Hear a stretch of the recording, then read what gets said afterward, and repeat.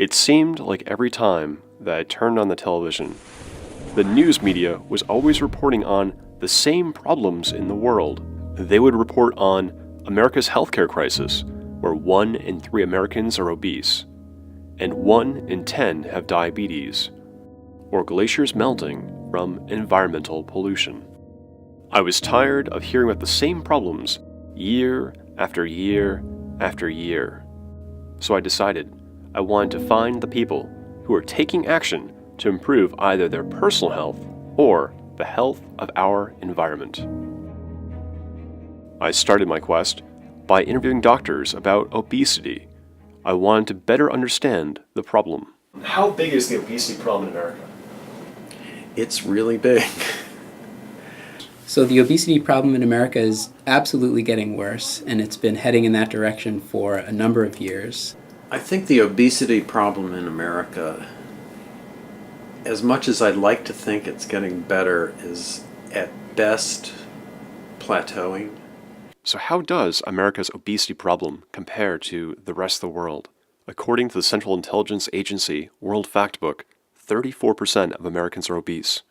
And in China, only 3% of their population is obese. The diets that we're living, the stressed out lifestyles we're living, the electronic lifestyles we're living, the lack of exercise are the causes of the modern chronic diseases. I think the role of food in obesity as well as acute and chronic disease is key. I think it's probably the most important thing. And if we don't look at that and we don't start changing it, we're number one, everything goes back to economy, we're going to go bankrupt. In 2008, medical spending attributed to obesity was $147 billion. But second of all, and even more important to people's lives, is we're going to die younger. The next generation is thought to be maybe the first generation that won't live as long as their parents did. 300,000 Americans die each year from obesity. So much attention is being paid to obesity around our country. So much funding from National Institutes of Health and other research organizations are going towards obesity research to try to figure out how to best deal with this problem in our country. So it's a huge issue for our nation. Some people even argue that it is a national security issue. There are definitely people on the military side of our society who want to see our population more fit. National government has actually done evaluations even for the military of our national defense concerns for our obesity epidemic in this country. That document exists, and it's on public knowledge, and I've actually downloaded it off the internet. So that does exist, and our government and our country is very aware, and our medical institutions, the American Medical Association, the American Osteopathic Association, are very, very, very concerned about the obesity epidemic that's out there. When I see somebody who is obese or has a problem with fat metabolism, I'm not so concerned that, you're getting fat and we have to do something because you're getting fat or that you are fat. My concern is what is your body telling you and me about what's going on internally? It's saying that you are not getting something. So if your food doesn't have the nutrients that your body needs, why wouldn't you be hungry? You are hungry. So eat more stuff. But the stuff you eat still doesn't have the nutrients. I wanted to learn more about the challenges of being overweight. So I met with Jessica, who is about to start a 12-week program for better health. Not everybody who's overweight is living this life of gluttony. That's not always the case. So I think people make a lot of assumptions and judgments about you and treat you very different when you're not that model picture of a woman. Are you at a greater risk for a heart attack right now? I would assume. I do have high blood pressure, and I know that the first time I ever saw that on a paper, no doctor had called me that, and I looked at papers at the doctor's office and saw morbid obesity. I was horrified because I never would have classified myself that way. But diabetes is a higher risk. The risks are the longer I keep this weight on, the higher the chances are of me getting, I mean, even cancer has been linked to being obese. And so I just said I need to be around for my kids. I can't tell you, I don't know of a study, but anecdotally, we see that there is an awful lot of obesity associated with women who have breast cancer. We do. So the consequences of obesity are future health risks. So we worry about a number of different things when someone is gaining weight too rapidly. We worry about heart health, blood pressure, cholesterol levels. We worry about diabetes, sleep apnea, which is when you have pauses in your respirations during sleep. There's a myriad of other issues. There's a very strong relationship also between obesity and cancer risk. I think the health crisis in America definitely relates to obesity, but obesity isn't the problem. Obesity is the symptom and the sign. So obesity is what happens from everything else that's going on. So related to obesity, and if you go backwards and look at obesity as a result of problems relating to insulin and high circulating insulin, then you can look at the fact that so many tumors have insulin receptors. Breast cancer has insulin receptors. Those insulin receptors don't seem to develop insulin resistance. So in a high carbohydrate environment where you have to have high insulin levels all the time, what does that say for your tumor growth? It feeds the tumor. What's going to be the game plan? Game plan is for Jessica and I to connect, find out what her goals are, find out what's motivating her and what's stopping her, and working through any limiting factors and tapping into the exciting pieces of it, and just really structured goals and sticking to a game plan. And a lot of people try to lose weight, but a lot of people fail. Why do you think that is? They don't stick to it because life sets in, and usually you're the last person that gets taken care of. There's kids, there's family, there's work, there's other loved ones. Everybody is crunched for time, and usually that's the first thing that goes. And it's not a matter of people, not wanting it and not being willing to stick to it. It's just the time commitment and the drive to stick to what you say you're going to do. Then, I met with Daryl, who is also starting a 12-week fitness program. From doctor visits over the years, I ended up with high blood pressure, high cholesterol, so I ended up going on meds for those, which I'd rather not take meds, every day for the rest of my life. So there's a lot of things going on that, it was pretty obvious. Walk up 2 flights of stairs and be out of breath. All those things, make it pretty obvious that I needed to get in shape. Daryl starts his fitness program by meeting with Maria Glad. She's a registered nurse and wellness coach. She's establishing a baseline for measuring Daryl's progress in the weeks ahead.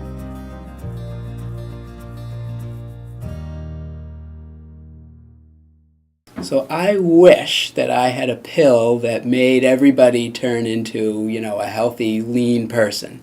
And if someone ever invents that pill, they will be able to retire early. I think obesity is so complicated. The physiology of obesity is so complex. There probably is no such pill to be invented. What I tell my patients is we do have that medicine, and it's called good eating and exercise. After 6 weeks, I check back in with Jessica and Daryl.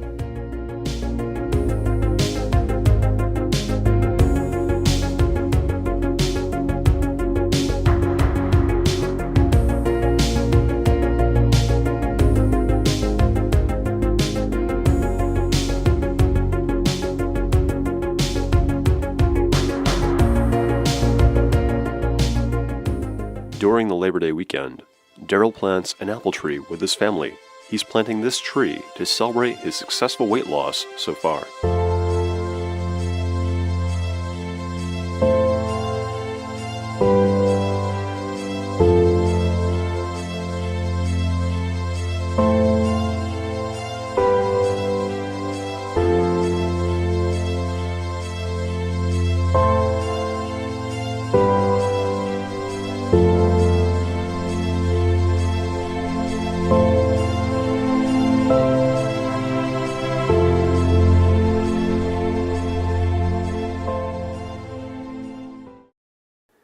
After exercising and eating healthily for 12 weeks, I check back in with Daryl and Jessica to see their final results. Get the scale ready. It's right next to you. And you're going to wait for the green light. Alrighty. You did it! Yes! 215.8. Wow. Yay! You did it. In just 12 weeks, Jessica has lost 16 pounds and Daryl has lost 20 pounds. And your BMI started out at 37.9 and it is now 33. And I know you went and saw your primary care doctor.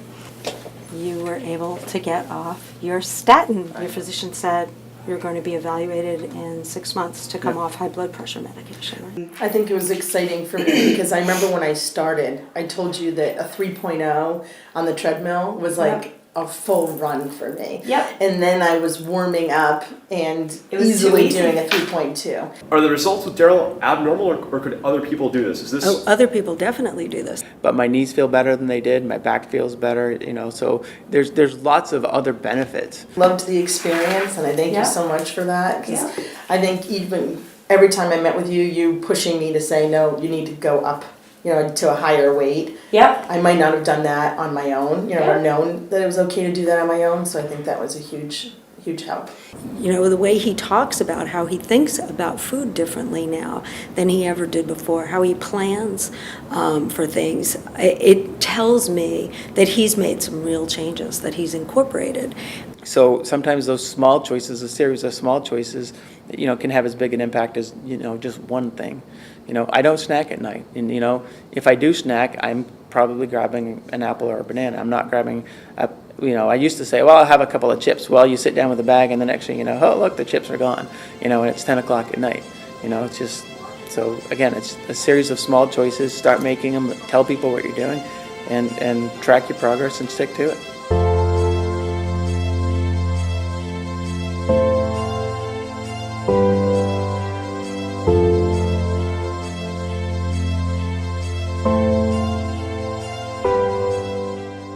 And what do these trees symbolize to you?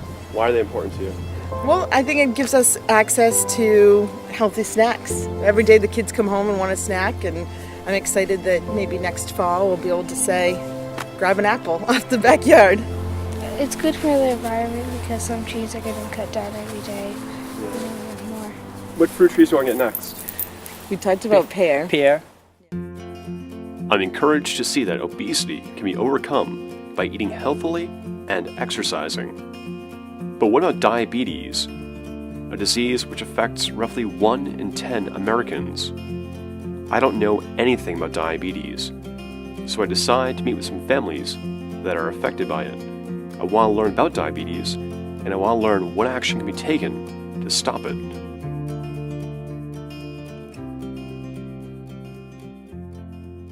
In your pancreas, there's this medicine called insulin, and your body generates it, and it breaks down the insulin into energy. But when the pancreas fails, that's called diabetes. And there's type 1 and type 2 diabetes, and Cole has type 1. So he can't, his body can't really generate insulin, so he can't really, he can't eat anything without giving himself more insulin. And so you can do that with a shot, or you can do it with a pump, which Cole has. Do you want to show them? Sure.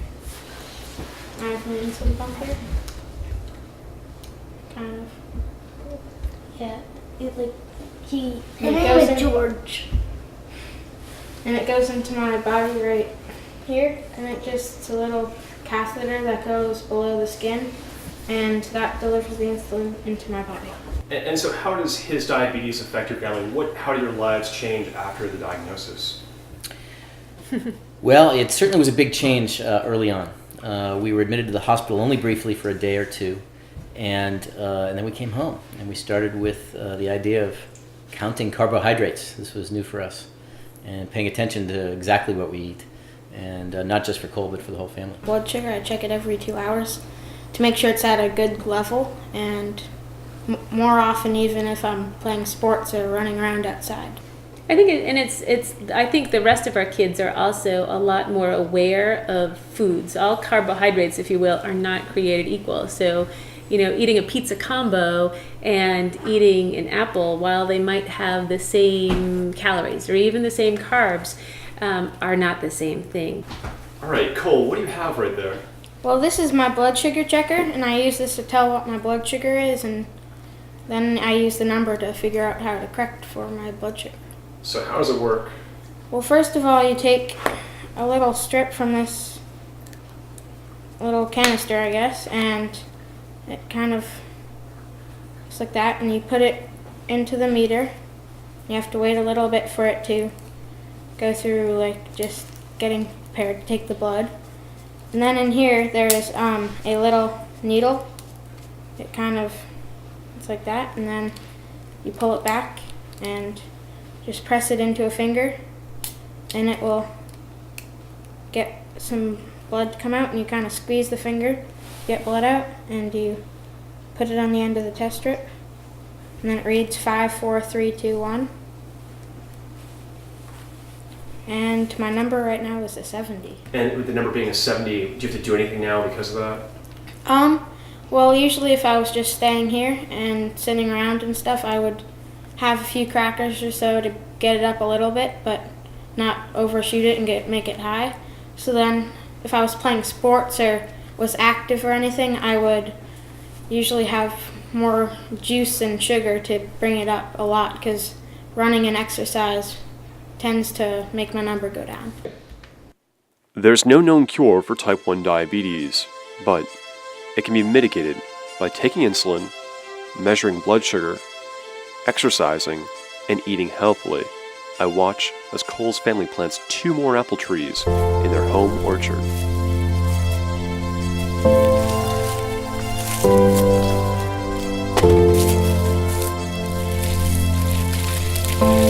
That's a lot of water.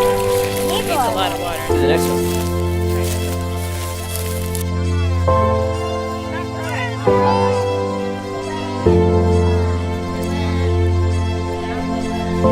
Here's the most delivery. Hey guys, waiting this.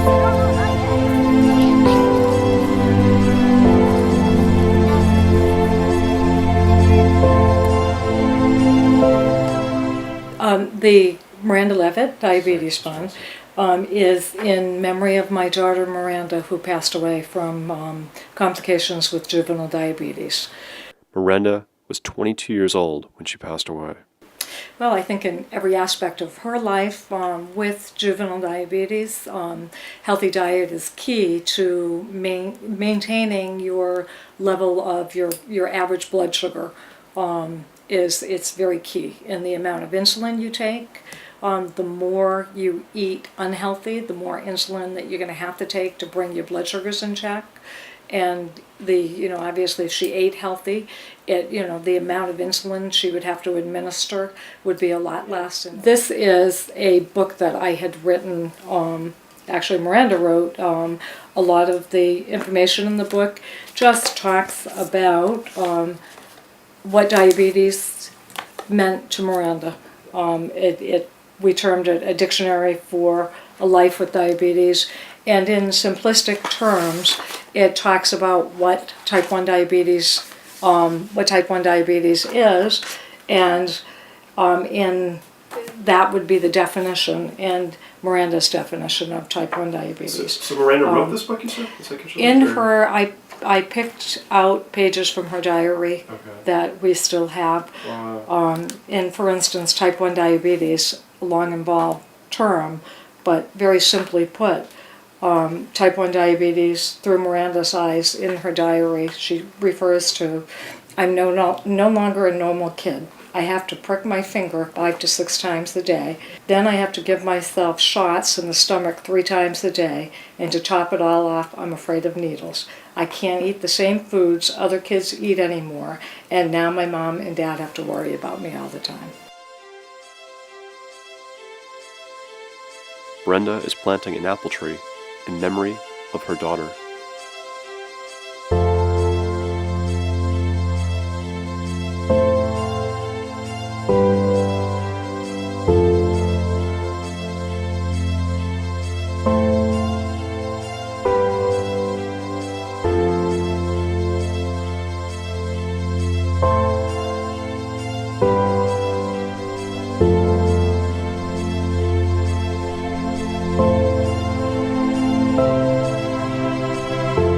As I leave Brenda's house, my heart goes out to her and to her family for their loss.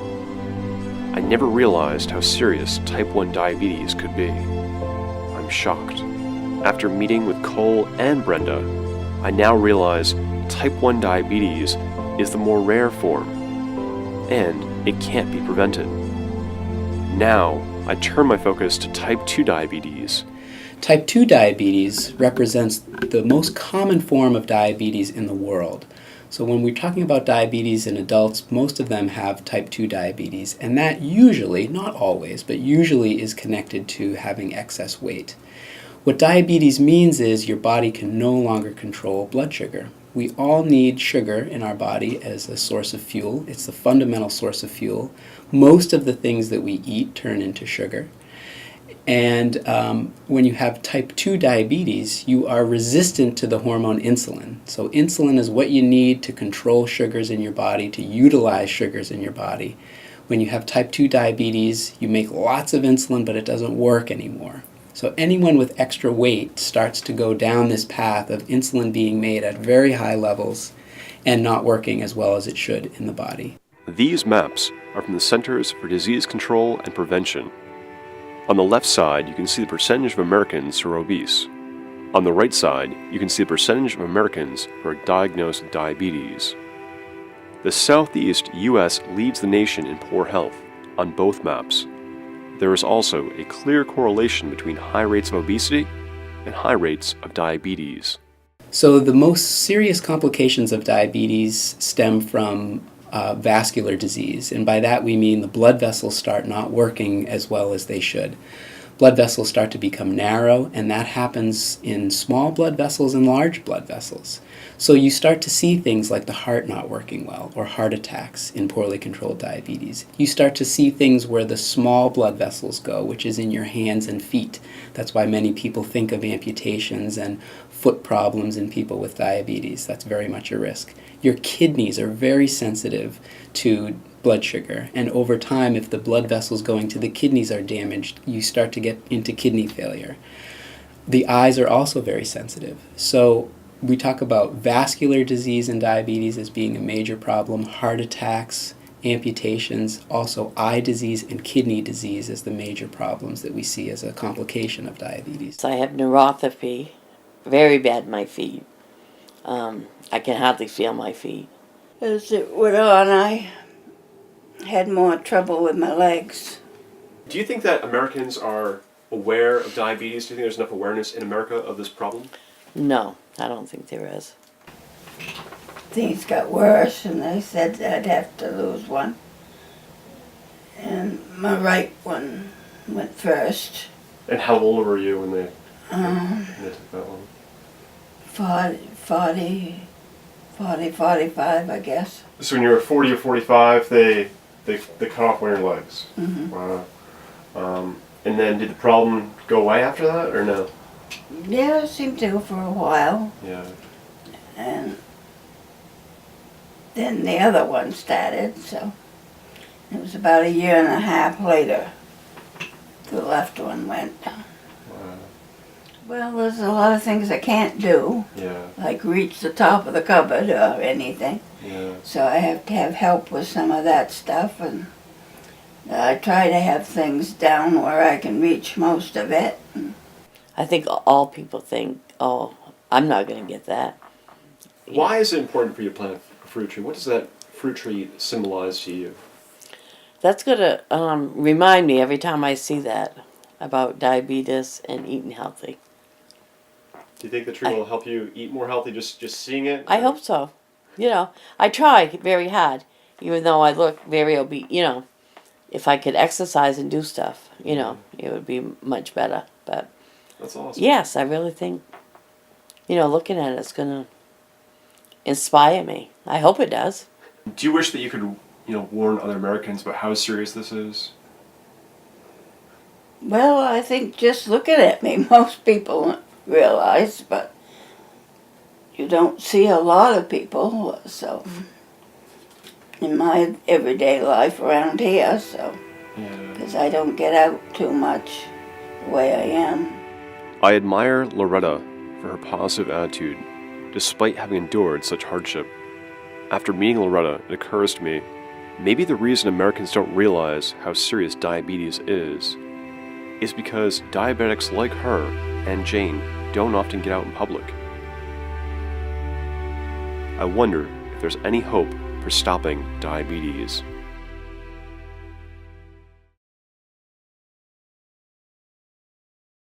So diabetes can be reversible, and type 2 diabetes, because it is more related to weight, often is reversible if a person gets healthier. This is especially true in the young patients that I treat as a pediatric endocrinologist. So we absolutely have kids who are diagnosed with type 2 diabetes. They may be very sedentary, they may have extra weight, and if we get them going on some positive changes in their life, eating more fruits and vegetables, exercising more, some of these simple fundamental things, they can totally reverse their physiology to a point where they don't need the medicines that I'm prescribing anymore. So it's absolutely reversible. I was diagnosed with diabetes a while back, and the way I got rid of it was to change the diet. Change the diet, change your attitude, and then everything came around the right way. But as long as you go into the store and you have them make your dinner for you, or you pick up the boxes of stuff and you don't cook your own things, the processed stuff causes this to happen. And did you have type 1 or type 2 diabetes? Type 2. Wow. And now it's gone? Gone. That's incredible. Yep. Congratulations.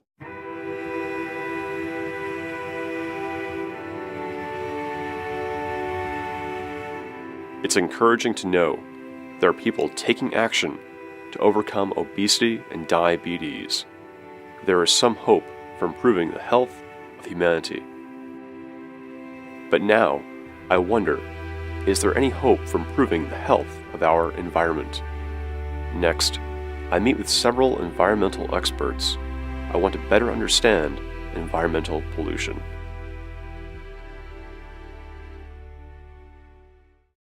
The obesity epidemic, the diabetes epidemic, really is sort of a sign that we have developed an unhealthy relationship with food.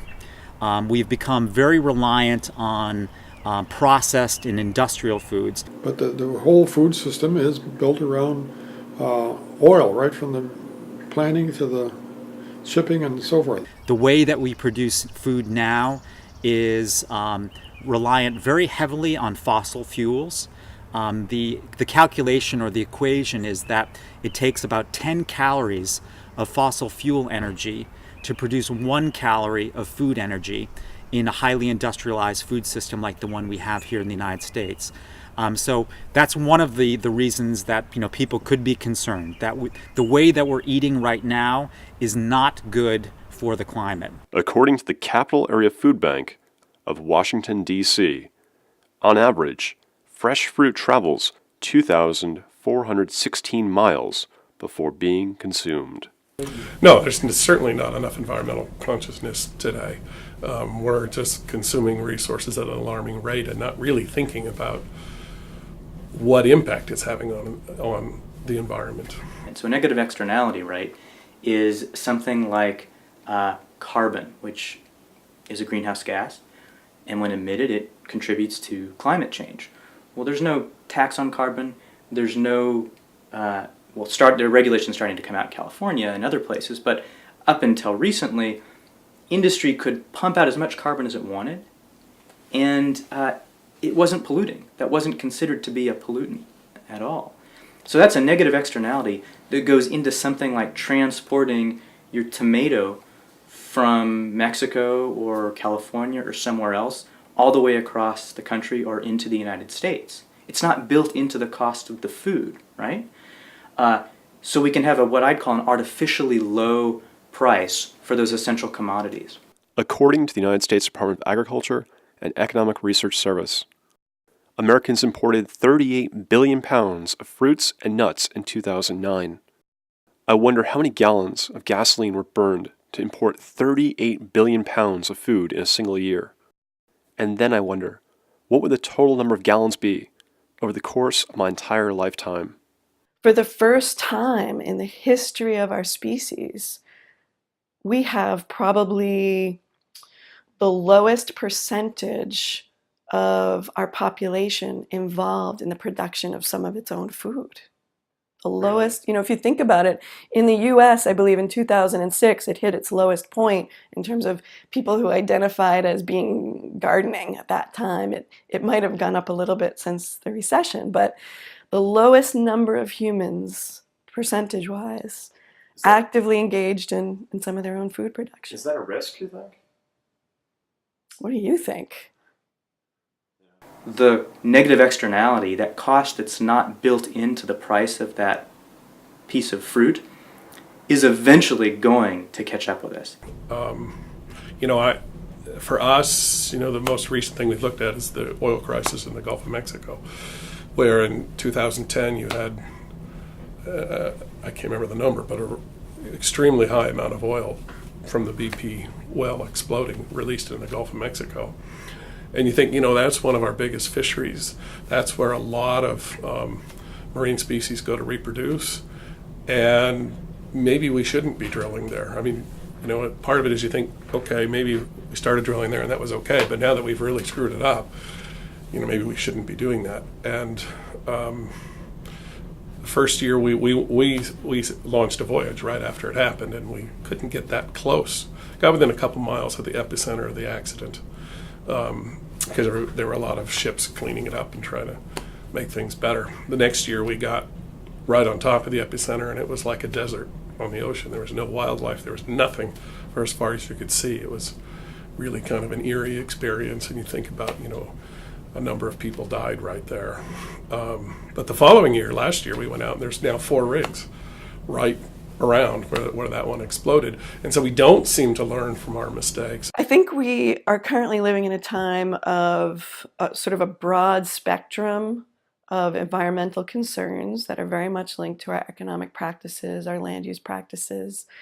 Some people would bundle them under an umbrella term of biodevastation, which has to do with the degradation of soil, water, air, sort of species diversity, habitat diversity. But right now, our environment is laden with lots of different chemicals from industry, from everyday use that accumulate in the environment. It's quite dire. There's no two ways about it. And even though some rivers in the U.S. might be cleaner than they were in the 70s, for example, we may certainly have exported our environmental problems to other parts of the world, which is equally reprehensible. So I think, looking at root causes and taking a systems approach, we need to look at this whole spate of problems and identify underlying causes and really shift those as much as possible. One of the things that get lost in the global warming, climate change discussion, we focus a lot on our carbon output. And that as a human society, we've been producing more and more carbon, and that's what's creating a lot of the problem, which is true. But part of the equation we don't talk about is that we've lost a lot of trees, we've cleared a lot of forest. I was just out at a conference in San Francisco and looking back at the city and seeing the amazing number of houses that are crammed on, when you're in San Francisco Bay and you're looking at the city, there's just houses everywhere and hardly any trees. And you think back, once upon a time, that was probably all covered with trees. And we've just cleared out so many trees that the trees aren't there to pull the carbon out of the air that we're producing. And so I think we're affecting it on both sides. We're producing too much carbon, and we're eliminating the trees and plants that pull the carbon out. After talking to the environmental experts, it's clear that humanity is burning fossil fuels to ship food vast distances. Humanity is also polluting the air with carbon dioxide. But the good news is that by planting fruit trees locally, we can reduce the gasoline used to ship food. Furthermore, through photosynthesis, trees convert carbon dioxide into oxygen. It's clear to me now that planting fruit trees is part of a long-term solution to cleaning our environment.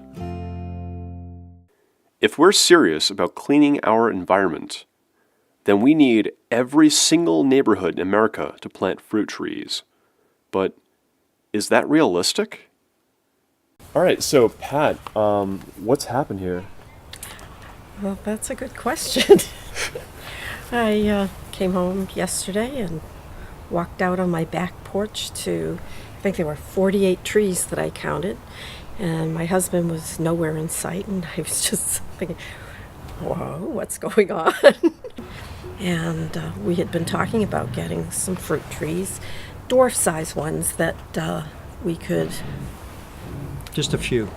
Well, yeah, a couple of apples, a couple of peaches, a couple of pears, a couple of cherries, just enough for us. We're only two of us. We don't need a whole lot. And we wanted to have berries and bushes and that sort of thing. So I was assuming that this was part of the plan, but I was kind of surprised when I saw everything. In fact, I started laughing out loud when I saw this yesterday. And then called him and asked him where he was, and he was at the store buying more. Sort of like, okay. Wondering how it was going to be paid for and stuff, but besides the point, what were we going to do with these things? That's when he said that he was planning on, going to neighbors and trying to figure out who would want to support such a thing. And Pat, what do you think is going to be the neighborhood reception? Are you worried at all or no? I'm not worried, but I'm hopeful that people would want some of these trees. I just think it would be really cool to be, the fruit tree capital of Portland, Rosemont fruit tree. Who knows, maybe they'll change the name of the street, 2 days later, I attend a meeting at Alistair and Pat's house, where they share their vision with their neighbors. The permits are just if we plant on the Esplanade, is that right? Right. So what's your timeline with these trees that are sitting in bags in your backyard? They need to be in the ground within 1 to 2 weeks. Oh, okay. So, and I think it's doable. Mm-hmm. I think it's doable. How long is the permit process? That's why I'm meeting with... so you'll get a sense on Wednesday of how long it would take to get there. It's about addressing all of these things: peak oil, climate change, economic instability, wage issues. It's about creating food security in a sense. Food prices have been increasing.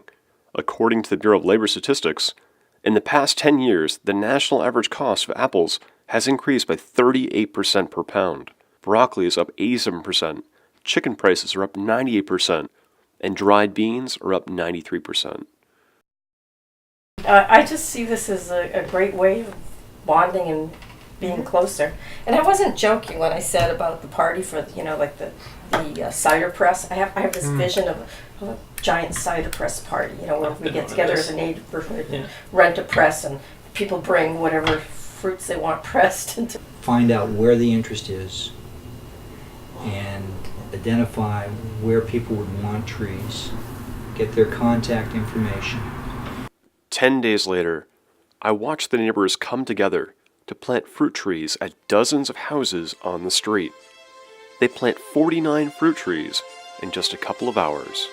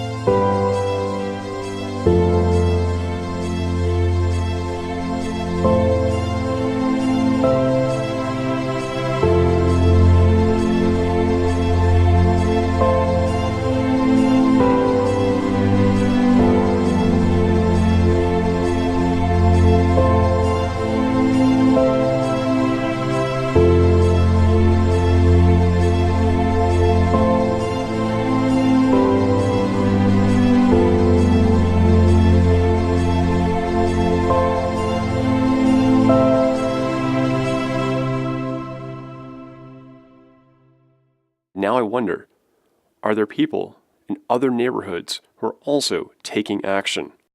On a Saturday morning, I notice my new neighbors planting fruit trees. I grab my camera and run over to interview them.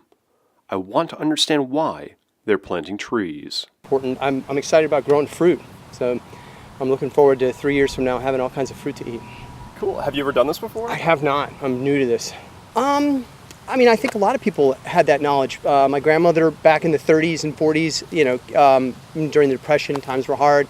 Like a lot of people at that time, she had a kitchen garden going and kept chickens and even as a child, I remember this is in the 60s and 70s. I remember my grandmother canning, and we just moved into this house, so there's just all kinds of stuff to do, and so and this is only part of it. So I got the fruit trees. I started a couple of raised beds to grow vegetables. And I've got a big compost pile going that I'm managing. I'm doing the hot compost so I can throw in all my cheese and meat and bones and whatnot from the table. I think if I just mix this up a little bit, I can do it. Put some of that stuff that was in it back. No, don't get yourself all messy, bud. All right. Run. The soil is so badly drained in a lot of the yard that anything I tried to plant right on on the ground would get waterlogged. So trying to do something to and it's really helping. The beds are very well drained. So I put in 2 4x8. Ideally, so if we thought of that as like a 4x16, I'd like to put in something in the order of about a dozen more beds of that extent, a little bit more perhaps. So maybe next year I'll put in 2 4x20 beds. For some folks, it's like getting off the grid or being self-reliant. But whatever your political bent is, I mean, I think that it's amazing exercise. I mean, I work my tail off, like turning my compost pile the other day and digging this hole on a hot day. Ordinarily I'd have to go and do field archaeology to get this kind of work. So that's good. Sure. And so I'm doing all this exercise, which is going to yield food that I can eat. And if I maintain it right, so like composting everything, lawn clippings, everything off my table, seaweed, I'm trying to put nutrients into the soil to produce the healthiest possible food that I can. I can grow stuff that I could not afford to buy on my salary as an educator for sure. Because you can like eat apples from their branches. See, these are about to be fat apples. See, they're going to be little circles, then they're going to be into these big things. I notice another neighbor of mine has a mature pear tree in their yard. I stop by because I want to find out what it's like to have free fruit. Well, I like the pears on it. Really? Uh-huh. How do they taste, Sky? Kind of, yucky on the skin. But how's the inside? Yummy. Yeah. And what did you and Daddy do with your pears? Cut the skin off. And you brought them to share, right? Yeah. With who? With my friends. How many chemicals have you sprayed on this past year? Absolutely none. None. 0 chemicals.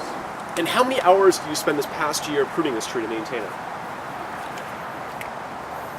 How many hours have we spent pruning or maintaining it? Do you have to do a lot of work on the tree, pruning? The only work I have to do is to pick the pears. I thought you let Sky pick the pears. That's right, I forgot about that. Absolutely no work.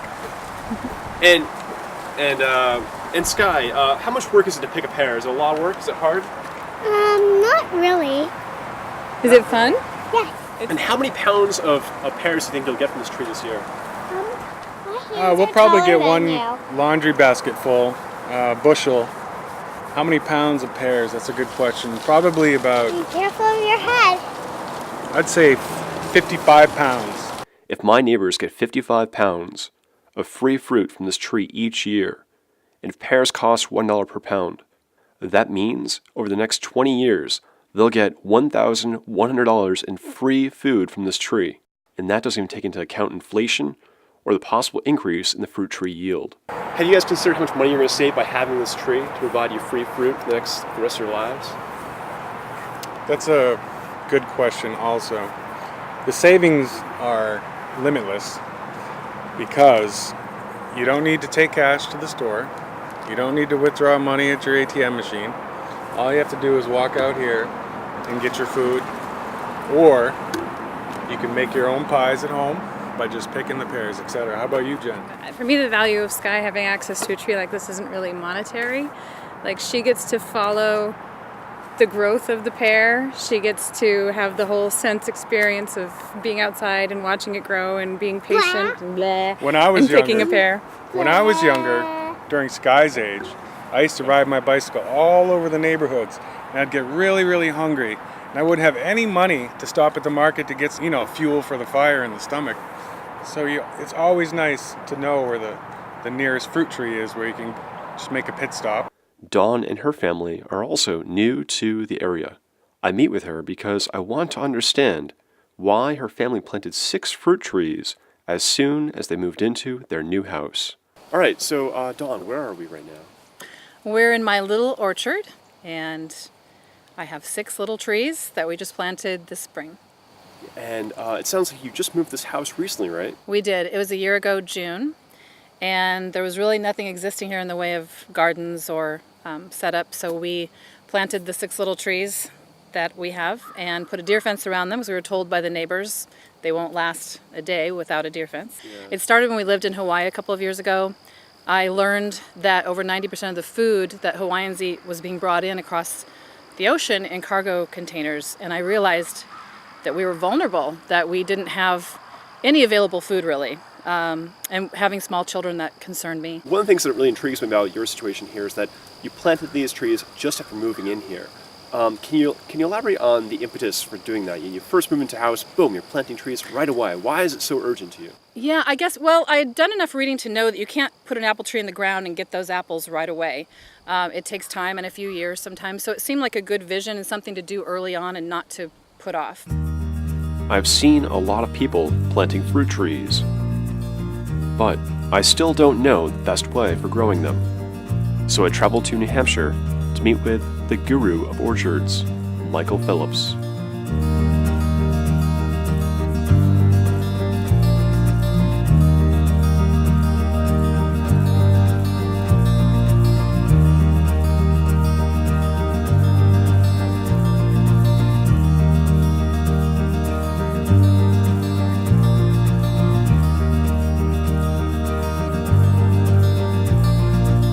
I want to learn his techniques for growing organic fruit. Michael is the author of the book, The Holistic Orchard. Over the past 25 years, Michael has planted over 500 fruit trees. He currently manages about 240 on his property. You can plant fruit trees in both late fall and early spring. Now, when you're further north like I am here in New Hampshire, say zone 5, zone 4, zone 3 for sure, spring planting is a better bet, just because if you don't take enough care and you leave air pockets, the tree is just as likely to be pushed out by the frost action, heaving and thawing the ground. The first thing you need to do in planting a fruit tree and really wanting to give it all the advantage it can get is to dig a good sized hole. So here I'm talking on something on the order of 36 inches across and 18 inches deep. Now that's probably bigger than your root system, but what you're doing is you're loosening the earth for those roots to get a toehold into the soil. Another thing you want to do is provide certain minerals. So rock phosphate, azomite clay, which has all kinds of trace minerals, can be really valuable to give that tree the things it needs to get going. What you don't want to do is super enrich that hole. Take out all the native soil and put in great compost. Maybe up to 25% could be compost in poor soil. But what happens, the roots kind of get this sense of, hey, it's really great to be in this particular hole this guy dug, and then they reach the edge and say, it's not so nice out there. I'm not going any further. And it's almost like creating a pot. So you don't want to get away from the character of the native soil totally. What you will do over time is build good soil from the top down, just like nature does. So as mulches decompose and you spread compost, that's where you're building the soil for the long term. And the ideal thing for fruit trees and for berries, nut trees as well, is what is known as ramial wood chips. And this is a concept that came to us from Quebec. This particular pile comes from a landscape buddy who dumped a day's work here. You can go to the landscape center, but typically most of the wood mulch you'll find there is softwood derived. It's either the bark of trees that are used to make mill out 2x4s and framing lumber, or sometimes it's hemlock or cedar. Well, none of that is the hardwood deciduous type material I'm talking about when I talk about ramial wood chips. This is something you're either going to make it on your own, you're going to have a landscape friend, you're going to look for those people who clear along the roads or under the power lines and somehow get them to dump a load at your house. That's a real treasure. I get around to spreading the ramial wood chip mulch either in the fall after the harvest or in early spring. And in the fall, there's a number of important things going on underneath the apple tree. Now, the leaves are not quite off. Most of this work is going to take place at that point. But what I want to do is really help the biology get those leaves decomposed, because the leaves are going to carry over some of the disease organisms till next spring. So when I come in and dump a load of wood chips on top of fallen leaves, I'm not trying to mulch the tree the way we think of in the garden or in a very neat yard. I'm emulating nature's ways, and a branch falls here, leaves pile up here because the wind blew them there. And these wood chips are going to decompose over the course of 2-3 years and suppress the growth in this area. All kinds of plants out in the orchard help create the orchard ecosystem. And one of the really stalwarts, as far as I'm concerned, is a medicinal herb called comfrey. Now, comfrey is what permaculture people would call a dynamic accumulator. It has a big, deep taproot. And that taproot, in turn, is bringing up minerals from the subsoil, which go into the leaf of the comfrey, which when the plant falls over and decomposes, that calcium is made available to the tree. So it's mining from deeper down. Comfrey is basically a living mulch plant. There's been about 3 rounds of growth this season. And you can even see one of the earlier rounds has fallen over. Well, that helps suppress growth. And that just makes a little bit more room for the feeder roots of the fruit trees.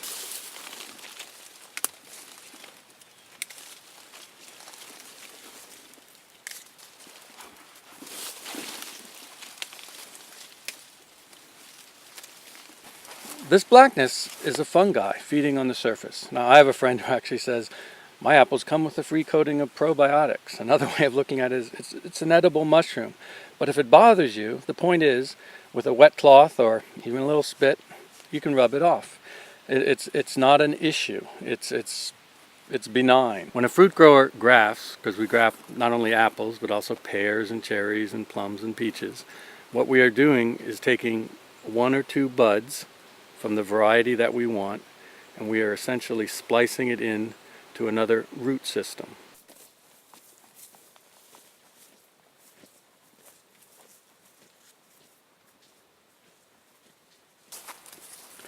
These are some of the trees I grafted 3 springs ago, and these will be being planted out in an orchard at official spacing next spring.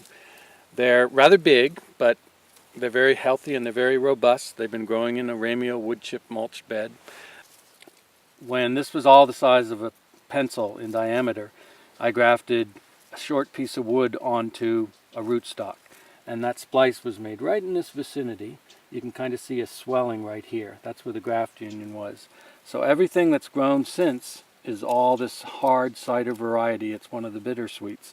And those 2 buds that were on that piece of wood called a scion, I let one of those buds develop a shoot. Now 3 years later, there's the beginning of branches. That is the birthing of a tree. 100, 200 years ago, most people had more of a connection with the land. And having 2, 4, even 12 fruit trees in your yard was part of your home food system. You know, I've seen this map put together by the New York Extension people, showing a black dot for every 100 apples in New York State 150 years ago. And the state is evenly distributed with black dots. Flash forward to, I think the year of this publication was like 1972, and you see some black dots, a few dozen along the Great Lake shore, and some in the Hudson Valley. But really the heart of the state has been emptied because people have made that transition to the modern lifestyle. This vision of many different families getting involved with growing their own fruit and their own vegetables, all the types of foods we can grow, but particularly fruit, was common 150 years ago. And we've fallen away from that, letting the commercial trade grow our fruit because it's more convenient. fantastic. Most people don't know how fantastic fruit is when you pick it tree ripe. And I'm talking anything from plum to peach to cherry to apple to pear. And you get to say, I grew this. This came from my tree. My family grew this. Michael, tell us about what do spots have to do with healthy apples? What does this mean to you? Why is that important? Everybody knows the saying, an apple a day will keep the doctor away. And so that was contrived, somewhere in the 1800s. But today, that's not necessarily the case. And let's look at how we grow fruit. When we introduce synthetic fertilizers, when we use spray medicines, fungicides, that basically tell the tree, you know, that phytochemistry stuff, the way you resist disease as a tree, well, you don't have to do that. We got medicines for that. What we end up with is emptier fruit. Fruit that doesn't have the vitamins and minerals, fruit that doesn't develop all the antioxidants and the different phytochemicals that our bodies in turn use to resist disease. And so maybe the saying today is 64 apples will keep the doctor away. But where I'm really coming from with this is the notion that when an apple gets a few scab spots, it gets some sooty blotch, it in turn is being stimulated to produce certain phytochemicals to not succumb to that disease. So in a holistic orchard, an organic orchard, where I recognize I can't totally eliminate that, that's a good thing. This is the apple that one a day will keep the doctor away.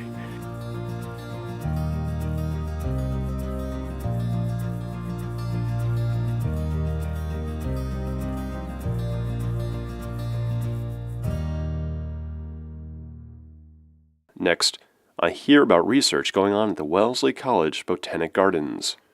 It sounds interesting, so I decide to stop by. Our goal in design and planting is that we want the ground covers to have complete ground coverage by the end of the first growing season, so you have far fewer weeds. The whole Botanic Garden is the theme of plants as food and not just for human beings. I am an intern with the Botanic Gardens. I'm a senior here at Wellesley. So today we're working on a lot of different things. We're working on passive irrigation. We're working on filling in gaps in new guilds that have just been planted. We want to get a good ground cover down before winter. A lot of different projects, and just teaching people who maybe have never heard about permaculture before but stumbled onto this project, like what we're all about and what we're doing. Around this we've got a bunch of different plants that are really nice. This one here, I really love this one. This is called prostrate bird's foot trefoil, or Lotus corniculatus, called Plena, P-L-E-N-A. And you can see it's only about an inch tall, very dense ground cover, nitrogen fixer, so it improves the soil. And you can walk on it. It'll tolerate foot traffic. Why do you think permaculture is important? Why are you here today? I think permaculture is, at least the way I came across it, or when I came across it, it was kind of the first time where I felt kind of this feeling of hope. So about, as far as where our world is going and, solutions towards changing that direction, I think permaculture is one of those solutions, and I just hope it's not too late, I guess. A food forest. What is that exactly? All right, so a food forest is like a forest, a woodland. It's a group of perennial trees and shrubs which don't have to be planted year after year, like annuals such as tomatoes would have to be. So it's a way of producing food, namely fruit, for humans in a way that's less energy intensive and less chemically intensive. So it's a way that we can produce food for ourselves without having to do a lot of work each year. So you plant it, and initially it's intensive because you have to get those plants established, you have to get the trees established. But after that point, once they mature, then you can have food for maybe 25 years, which is really exciting. It's funny, I thought we had more of the other one. The big thing is we're working on forming a network of people who are doing this same kind of thing. So everyone who's growing Asian pears, for example, can join our network, and we can be taking data on the health and productivity, even the nutrient quality of the produce from that tree, and try to get to some real quantified conclusions as to, does the presence of sorrel make a big difference? Does the presence of comfrey make a big difference? Because we'll have a big enough data set. It's all observational. It's not really experimental, but if you add up enough observations, you can start getting some statistical significance and, try to understand which variables are most important. We've got an American persimmon down here. Got munched by deer, but Oh, no. I'm sure it'll recover. What else do we have? 2 Shapovas, 2 jujubes, mulberry, Asian pear, persimmon, pawpaw. Oh, we've got Chickasaw plums. There's so much yard space in people's backyards that's not being used for anything other than grass. And I think these food forests or food thickets could be implemented on a much smaller scale just in people's backyards in suburbia. There's a lot of unused space there, and people can learn about the different plants that are native to their area and design food forests that are specifically designed for their climate and their environment. Lawns are stupid. Lawns are stupid. What do you mean by this? Well, I have a lawn. I have about 1/3 of an acre of land, and I'm out there mowing it every 2 weeks, and my friends come over and say, oh, look at all the weeds. This is terrible. You got to pull it up and take sod, put it down, and then you'll have a nice lawn and fertilize it and this. And I just think it's stupid. Why not have something usable that's more attractive, that's more functional, that's better for the environment too? Perhaps lawns are stupid. Next, I meet with a group of volunteers who are transforming a useless lawn into an edible landscape. I attend a permablitz in Portland, Maine. Welcome everybody, thank you all for coming this morning. This is the 4th in our series of permablitzes in the greater Portland area. Around 12:30 we'll break for lunch. We'll work again in the afternoon from 1:15 to about 3:15. We'll start cleaning up around then. That's always a little bit loose ending, but we try to hold 4 p.m. as a firm ending time for folks so that we can just make sure that people can, we can respect that ending time. And we have kind of the wild area on the back of the property. We have a few fruit trees, and we're going to work on creating a bigger foresty area and some plant gilding and create some great microclimates in that. So, does anyone have any questions about the day or the projects or anything like that? Sweet.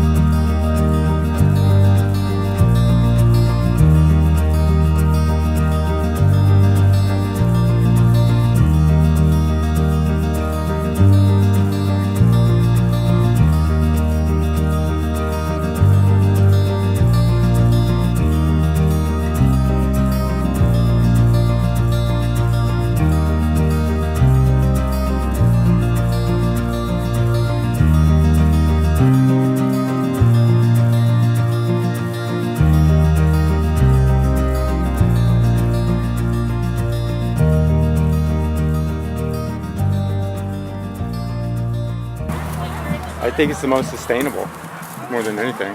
Yeah. And anyone can do it. That's what's great about it. It's like you're taking your own power back as far as feeding yourself, even. I think for me it just feels like it's something that's beyond politics, it's beyond divisiveness and like breaking things down, and instead it's building, like coming together to build things that we want. Most of our agricultural practices are based on depleting soils and then adding chemicals back into them to make up for the losses. Permaculture is based on the foundation that it's all a cycle, and we're doing a lot of things here that are going to bring nutrients back into the soil, and a lot of things that make it a long-term solution for this site. So they're not going to be going in every year, turning the soil over, disturbing the soil structure, and whatever microorganisms and fungi are living there. It's a longer-term approach. And to people who don't know, what is a permablitz? People are new to this. Permablitz is kind of a word that recently was created. Permaculture being an idea that has come together of creating this ecosystem. Permaculture is becoming a greater and greater thing, and then the idea of a blitz, making all of this happen all at once, like, just like in football, all the guys are jumping on you. So we're just had a bunch of people over, and here they are blitzing the property, taking thousands of man hours practically and putting them into just a short period of time to make something awesome. So I think there's lots of very specific problems, like I think climate change, peak oil, economic instability, questions of social justice, wealth inequality. I think those are all kind of specific problems that in all different ways permaculture approaches to particular communities or permacultural solutions. Basically, like, permaculture principles can be applied to those problems as solutions. But I also think that just across the board, there's a lot of fear and a lot of paralysis and people feeling like there's really no hope or nothing to do. And so specifically, I think permaculture in practice, the way that we've been doing it today with this type of work party, just gives people a chance to connect. It gives people a chance to feel like there's really something I can wake up and go do. I think it's more than just growing plants. It's more than just providing local food. Permaculture really is that culture piece of things. It's those people coming together. It's creating communities. Exercise too. I mean, I love coming to these things because you get to be intensely involved with people and then intensely involved with a very physical thing, and then to see very quickly a tremendous transformation. I mean, I think it's a really activated group of people that, it brings together a lot of people who are really conscious of what's happening in the world, but then it gives them a positive outlet to be working together and constructing and building the alternative, building the things that we want to see, as opposed to just complaining about and deconstructing the things that we don't. The pear trees are 3 years old, and they bore fruit this year, the first year, which was pretty exciting. And then we have a cherry tree, which is 2 years old. It's a little dwarf cherry, so it won't get too large, but it's still pretty exciting. And that had a couple cherries on it. We planted 8 hazelnuts today, which we expect to see hazelnut fruit in 3 years. My crop of such and such isn't doing so great this time. Oh, but my neighbor's got abundance of it, so we'll swap. You know what I mean, and we can share. Oh gosh, share. Gee whiz, we don't have to all have our own lawnmower and our own snowblower and all like this. We can actually share it. Wow, what an amazing thing, I mean, we lost that, of this, I need the ego is taken over and we need these, I need my own thing. And for what, really? So we can, live in isolation, The idea of replacing lawns, which are really an artificial construct, with gardens is very appealing to me. Any little bit that you can do is worth it. I mean, it doesn't have to be a huge scale thing. I mean, if you can start just a little tiny garden, do it. And, if you can even start a windowsill garden, do it. It's baby steps here. Just start with those. You won't get discouraged, and you can do anything after that.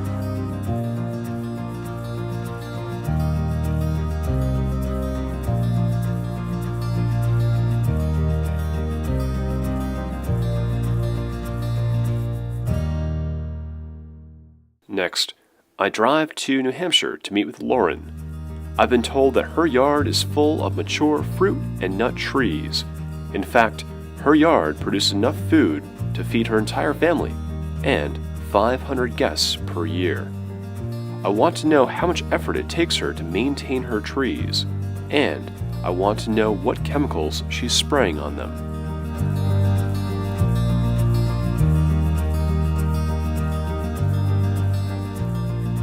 Lauren, first of all, thank you so much for inviting me over here. I really appreciate it. So what do we have here? This is a Myers lemon. That's a very common plant, and I have to ask some friends how to really do it properly. You can see the 2 little lemons growing.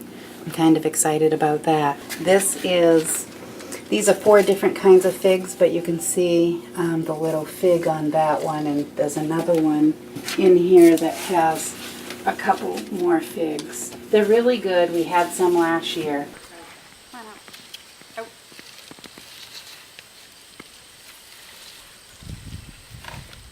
The important thing is that people don't think that you can grow apples without a lot of organic processes. And these haven't had one single thing done to them. Now, could I sell them on the market? Nope. But these are for my family, and I can make applesauce, I can make apple juice, I can do pies. We're happy with this kind of quality of apples for doing absolutely no work. These are Asian pears, and I wish I could tell you the variety, but I've forgotten. But they're beautiful, and they keep really well. We use them just like we would use apples, so we make lots of pear pies and pear desserts, and they're just delicious and juicy, and they store really well. And Lauren, this tree is like dripping with fruit. How much work have you put into this one tree this year? None. Really? I haven't even pruned it. You can just see this is a good choice of a tree for this place. That this pear really loves it here, and I figured that out, so I have 3 of them, which is enough pears for the whole family for a whole year. And what kind of sprays are you putting on this tree? None. I would never put a spray on anything on my property. Like poisons, herbicides, pesticides, there is absolutely no reason for them. Right now, New Hampshire is only growing about 3 to maybe 5 at the most % of its own food. Everything else is shipped in. So if everybody had a little garden and a couple fruit trees, it would really go a long ways to what we really mean by resilience and sustainability. As I leave Lauren's house, I think of the thousands of pounds of free fruit grown in her yard each year. I'm amazed that she doesn't spray or prune her trees. I wonder, though, what good is it to grow thousands of pounds of food if I can't preserve it? Next, I decide to meet with Kate McCarty, an expert in food preservation techniques. So I did about a 1/8 of an inch to 1/4 of an inch slice. So the drying time is about 6 to 10 hours. I did some last night for 10 hours and they were nice and crunchy.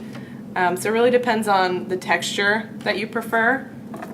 They're dry when they don't feel moist to the touch, like when you squeeze them and no moisture should come out. And then you should be able to fold them so they're still flexible and not have them stick to each other. And now, Kate, the techniques that you're showing us for apples, can this be applied to other fruits too? Yep, you can do all kinds of fruits this way. So when the recommended time period is up, you just check on your apples. You can see they look dramatically different. They've browned a little because they've been out for 10 hours. So to store your dried fruits, you can package them in any sort of airtight container. So that can be glass or plastic. I just have like a Tupperware container. And these are nice and dry, but if you have some that you think are on the verge of not quite being dry enough, package them up and then check on them in a few days. And if you see any condensation inside the container, then just put them back in the dehydrator for a little bit longer. Okay. But these are just going to store in a little Tupperware container. But if you wanted for longer term storage, something that's more airtight might be a zip top storage bag. So this is a little bit thicker plastic. This isn't like a sandwich snack bag. This is a freezer grade plastic bag. And label and date it because you think you'll always remember that they are apple slices, but it's 11/13. Dried apples last for about a year. And again, it depends on the temperature they're stored at. If they're stored at a warmer temperature, they won't last as long, but... Wow, a year? Yeah. That's awesome. Yeah. After watching Kate, I realized how easy it is to dehydrate fruits and nuts.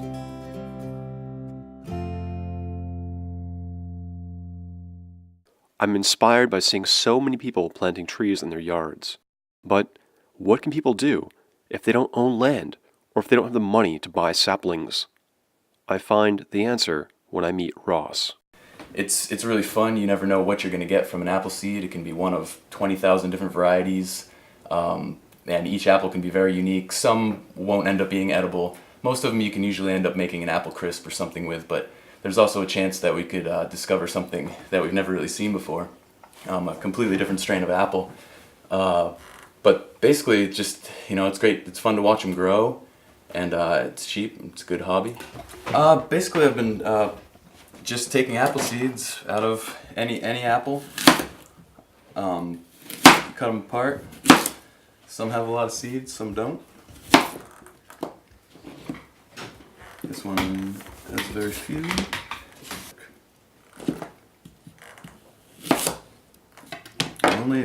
Only 2 out of that one, but some of them have much more. He keeps the seeds in his refrigerator for 1 month. to allow them to germinate. And then, so you take the seeds out, and then after you've taken the seeds out, what do you do with them? You just take recycled egg cartons like this. You know, that way it doesn't cost you anything. You don't have to buy anything from a store. And I just use the bottoms. I guess you could use the top if you wanted to. And you take and you put a few seeds.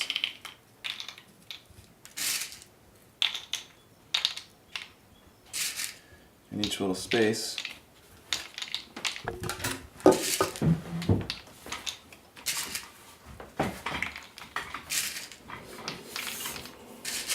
And then I just cover them with dirt, 5 or 6 in each one. That way you've got a good chance to get a couple. Well, when I first started doing it, I used to use little cups and things that I'd actually buy. But as you start to do it more and more often, those costs add up pretty quick. So this just seemed to be an easy way. The cardboard sort of disintegrates and it stays moist, so the seeds don't dry out. It absorbs some water too. And it's just a really cost-effective way. If you've ever started any sort of gardening, a lot of people will use their egg cartons just because you get them for free. So I think we're going to go outside and cover those with dirt and lightly water them, and then see what comes up. But you can use stuff that's from your yard. It doesn't have to be anything fancy. And you fill it up. You don't really want to pack it down. You want to leave it kind of loose, because when these little seeds crack open, their little root is going to be very delicate, and so it wants to be able to push through the soil. Ross shows me a tray of apple tree saplings that have been growing for 2 months. You have to keep an eye on them for a little bit, but once they get a foot or so tall, they're pretty self-sufficient, and they'll get everything they need from either the rain or the ground. Are you just planting without any permission, Ross? Today we have permission. Today we've gotten permission. It's a nice local community here, and they're all for healthy, sustainable living, and I think the more trees, the better. I don't have health insurance right now, so the more healthy I can eat, the better I feel, and the less likely I am to get sick. And so healthy food, organic living is my health insurance for now. So hopefully I'll be able to afford some care someday, but until then, I mean, you just eat healthy, exercise. Hold on 1 second, because I want to take a picture.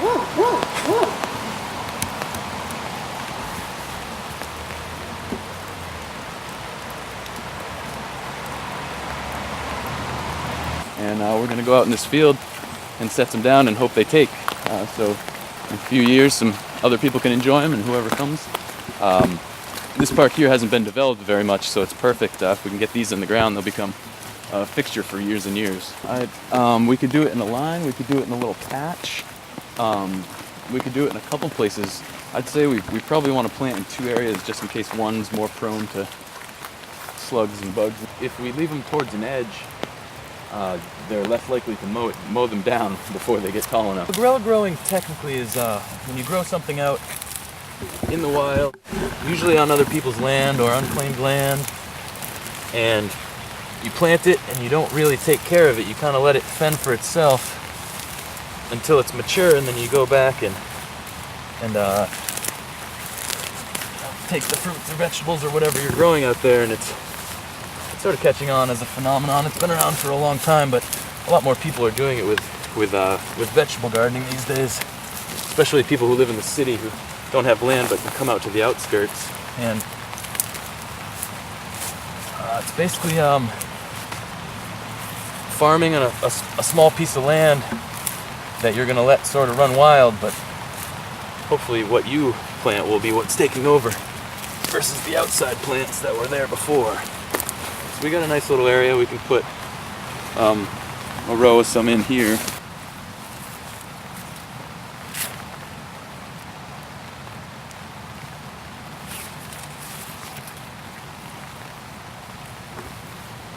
So Ross, do you think that this is part of the solution is for Americans to just guerrilla grow on land that's wasted? I think if they can take over and plant on land that's being wasted, then that's a great way to get started. You know, if you have land of your own, that's even better. There's no real reason why we should be leaving farmlands and different lands unused, because there's so many people that are unhealthy. Ross's apple trees are grown from seed, rather than being grafted. That means each tree will be a different variety of wild apple. Ross has proven to me that anyone can plant apple trees without owning any land or spending any money. He has planted 48 apple trees in less than 1 hour. Over the past several months, I've met with many people who've grown food in their yards and local parks. But what about people who live in cities? Where can they grow food? For the answer, I meet with Courtney of Higher Ground Farm in Boston, Massachusetts. Well, we're standing on the top of the Boston Design Center. It's home to Higher Ground Farm, Boston's first commercial rooftop farm. This summer, Courtney and her partner John installed 1,200 modular planters built from milk crates. We have some tomatoes, and then this is a seeding of arugula that'll be ready next week, as well as some different types of Asian greens, which are mustard, mizunas, and kale. We have about 9 different varieties of tomatoes that we're experimenting with. Was the roof strength a major consideration? Was that something you had to look into and find the right building that had the strength? The criteria that we were looking for to find a roof was it had to be a minimum of 25,000 square feet. It had to withstand a minimum of 45 pounds per square foot, in addition to what you have to deal with for snow load in Massachusetts, which is about 50 pounds per square foot.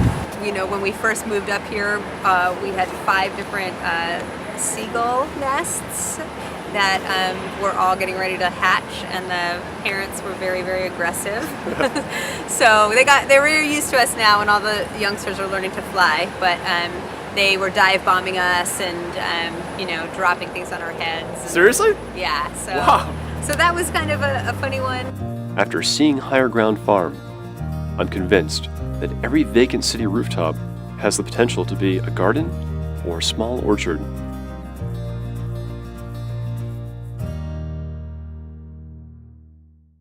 Next, I'm told there's a man who's taken a very creative approach to growing healthy food and reducing environmental pollution. This is the original tractor here. This is a Solar Cub, 50 vintage Farnwell Cub I built about 10 years ago to see if we could run a tractor with solar power, and it's worked very well ever since.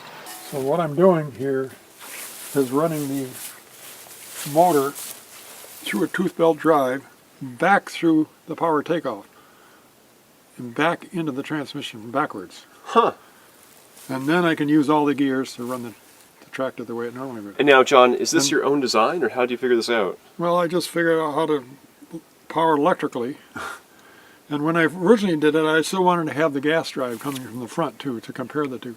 Yeah. But I don't do that. I've taken the pistons out and everything. So I just have the crankshaft. This is 6 batteries up here, and then 4 more back here, which gives me a 110 volt series. And how much do these batteries weigh? What's the weight here? Okay, now this tractor only has about 700 pounds of batteries in it, because they're the smaller batteries. Wow. And so that's about 3/4 of a gallon of gasoline. So it has a 750 watt array on top here, which is about 1 horsepower coming in when the sun shines directly, which it's not doing today.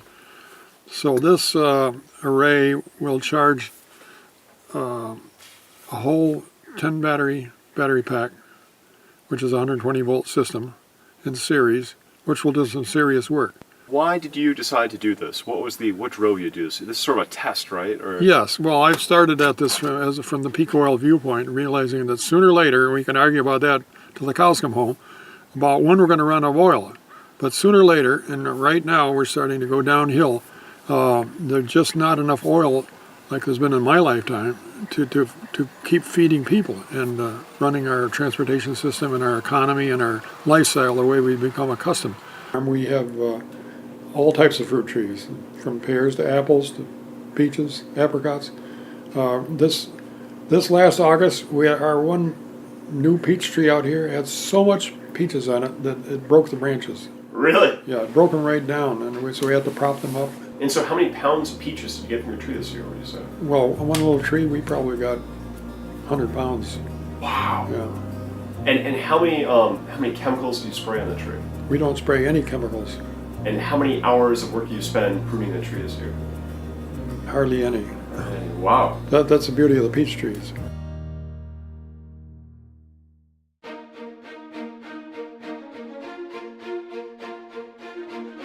Doesn't enhance GDP when people go to the hospital less. It doesn't enhance GDP when people realize that they're fulfilled in their communities, doing things like growing food and creating music and doing social enterprise locally. We outsourced our dinner to a lot of multinational companies, and we need to take that responsibility back, take that power back into our hands. Rather than have mainstream folks think that, this is the zombie apocalypse or some sort of really negative doom and gloom outcome, what if we've already built living, breathing, functional models of feeding ourselves even here in the city? Any effort to bring food front and center and source it ourselves as opposed to depend on it to be brought to us by somebody else is a good effort. Our daily choices are as important as our long-term goals. If our daily choices don't align with our environmental concerns, no matter how lofty our long-term goals are, it's not going to matter. But the real solution has got to come from the community and from our culture. There needs to be strong cultural changes. So the idea of having, everybody plant 3 to 5 trees would be a great way to start. So I think it's about time that I plant some trees